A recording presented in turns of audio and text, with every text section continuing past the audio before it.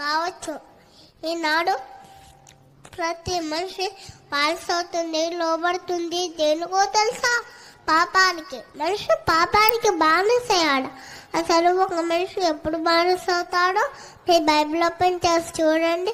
రోమాపత్రిక 6వ అధ్యాయము 16వ వచనము. రోమాపత్రిక 6వ అధ్యాయము 16వ వచనము. లోబడుటకు దేనికి మిమ్మును మీరు దాసులుగా అప్పగించుకొందురో అది చావు నిమిత్తంగా పాపంకే గాని నీతి నిమిత్తంగా విధేయతకే గాని దేనికి మీరు లోబడుతురు దానికే దాసులవుతురని మీరు ఎరగరా? ఒక మనిషి దేనికి లోబడితే దానికే దాసుడు అవుతాడట. లోబడటం అంటే లొంగిపోవడం. మనంతటా మనమే ఛాన్స్ ఇచ్చి వేరే వారి కంట్రోల్లోకి వెళ్ళిపోవడం. ఈనాడు దేవునికి లోబడే వారు ఎవ్వరూ లేరండి. ఆది తల్లి అయిన